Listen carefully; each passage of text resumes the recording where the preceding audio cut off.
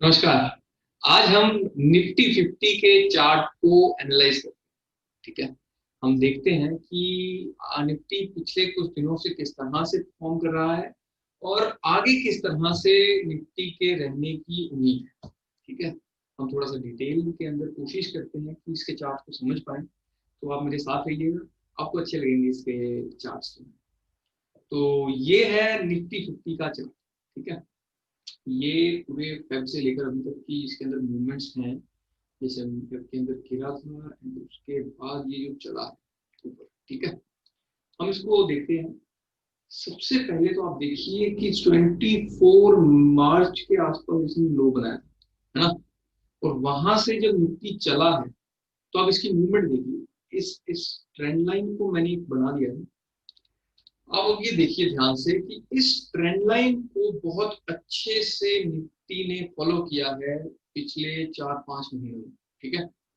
मार्च के बाद देखिए यहाँ से बढ़ा, फिर नीचे आया इस ट्रेंड लाइन पर। यहाँ से ट्रेंड लाइन बननी शुरू हुई, फिर ऊपर गया, फिर थोड़ा सा नीचे आया, लेकिन फिर सपोर्ट मिला, बाइंग आई, फिर निकल गया। थोड़ी थोड़ी सेलिंग बीच बीच में आती रही, बट ओवरऑल मैं ये बाइंग में ही रहा। ठीक है। अब ये इस लाइन को बहुत रिस्पेक्ट कर रहा है और निफ्टी इससे ऊपर ही रह रही है। ठीक है। और ये सबसे जरूरी लाइन है हमारे लिए। जब तक निफ्टी इस लाइन से नीचे नहीं जाती तब तक निफ्टी सेलिंग के अंदर नहीं आएगी। ठीक है। तब तक निफ्टी स्ट्रांगली हम कह सकते हैं कि एक बाइंग के अपवर्ड ट्रेंड के अंदर ही चल रही है। ठीक है।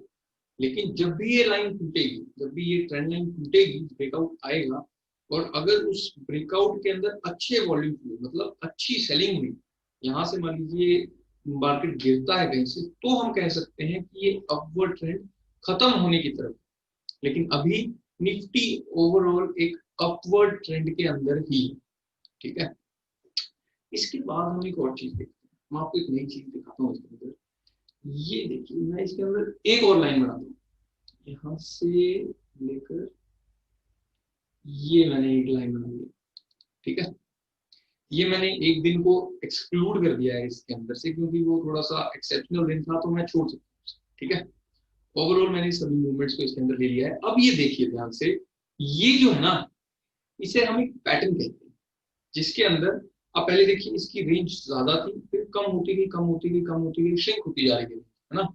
तो इसे हम कहते हैं एक rising veg pattern. Rising rising veg pattern की फॉर्मेशन हो रही है यहाँ पर। ये जो राइजिंग वेज पैटर्न होता है ना, ये एक बेरिश पैटर्न होता है। ठीक है। इसे हम कहते हैं कि इसको जब प्राइस तोड़ता है तो उसके बाद मार्केट गिरने की तरफ जाता है। ठीक है। लेकिन अभी इसके पैटर्न के अंदर चल रहा है प्राइस। जब भी ये यहां से टूटता है, इस लाइन से नीचे आता है, तो ये पैटर्न एक ब्रेकआउट देता है, ब्रेक डाउन देता है उसे कहते हैं। और अगर वो अच्छी वॉल्यूम से हुआ तो हम उसे मानेंगे कि फिर मार्केट जो है सेलिंग के अंदर आ गया। ठीक है। लेकिन फिर वही बात, जब तक इस लाइन से ऊपर है मार्केट, तब तक सेलिंग के अंदर मार्केट नहीं है, तब तक बाइंग के अंदर। ठीक है। अब हम एक थोड़ा सा इन दिनों की बात करते हैं कि रीसेंट टाइम्स के अंदर बहुत छोटे ड्यूरेशन के अंदर किस तरह की चाल रहनी चाहिए। देखिए, हर हफ्ते निफ्टी क्या करता है, अपनी पुरानी रेंज को तोड़ने की कोशिश करता है। ठीक है।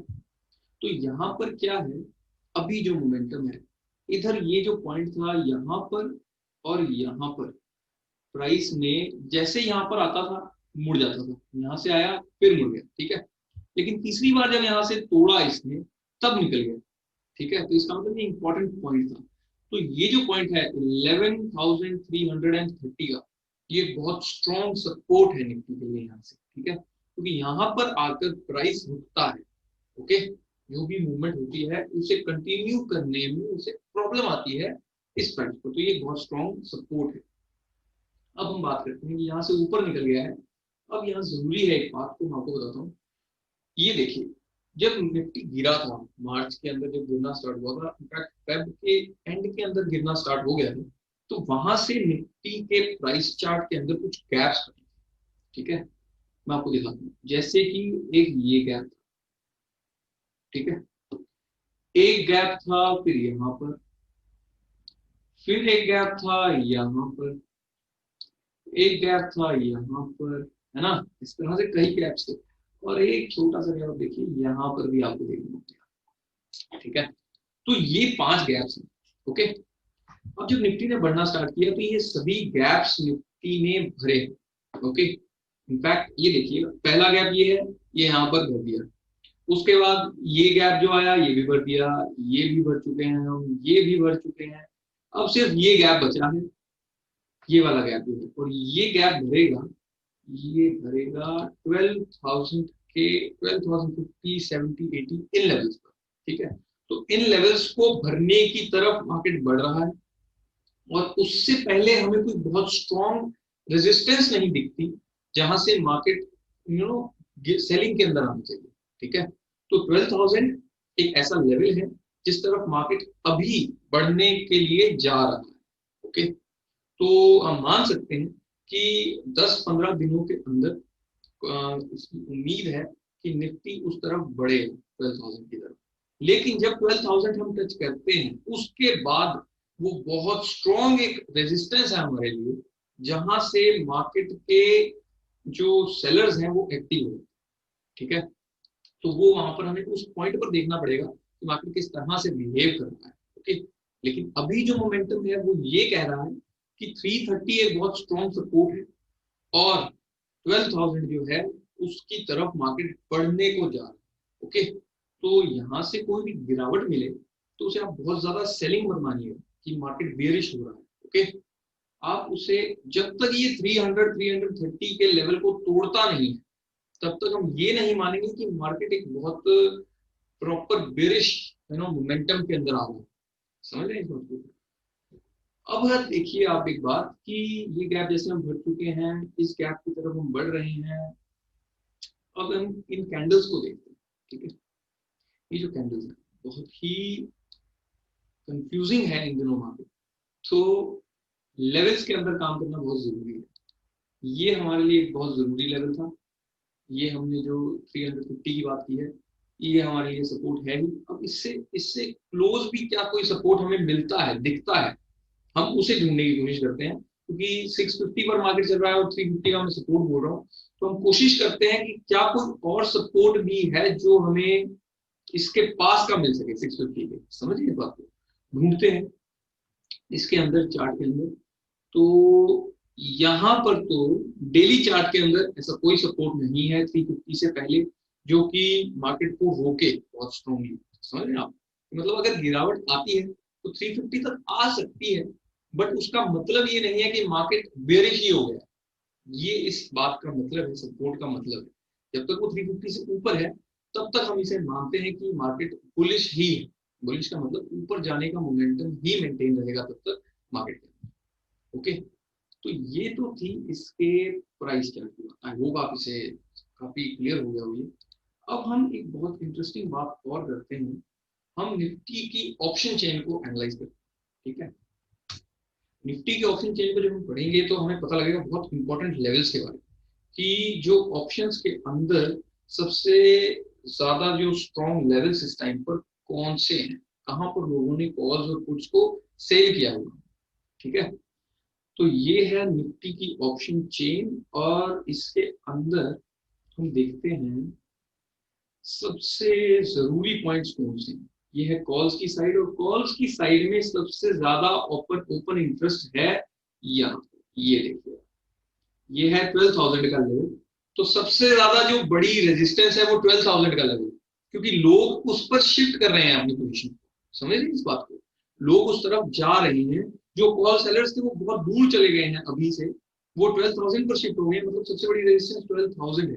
उसके बाद आप मान लीजिए 12,900, 11,900, 11,800, वहां पर भी थोड़ी सी रुकावट आ सकती है, लेकिन जो बड़ा पॉइंट है यहाँ से वो सीधा 12,000 का ही है। ठीक है, हम देखते हैं नीचे के अंदर कौन सा स्ट्रॉन्ग लेवल। तो नीचे के अंदर ऑप्शंस के हिसाब से सबसे ज्यादा ओपन इंटरेस्ट है यहाँ, यहाँ पर है 11,500 का लेवल। ठीक है, इससे हमें क्या पता चलता है कि 11,500 के लेवल के अंदर बहुत सारी पुट्स बेच रखी है लोगों ने, इसका मतलब ये बहुत स्ट्रॉन्ग सपोर्ट है।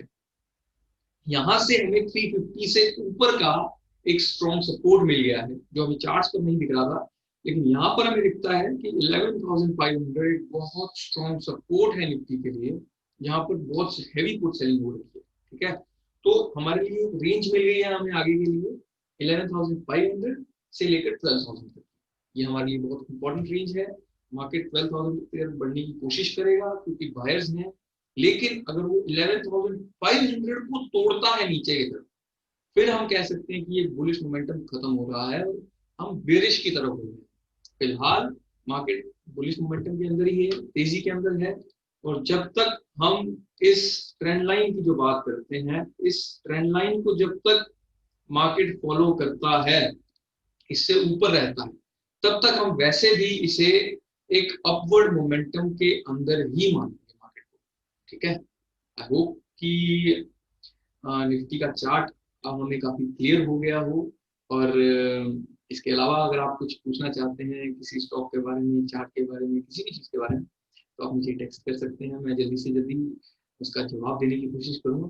तो थैंक यू वेरी मच।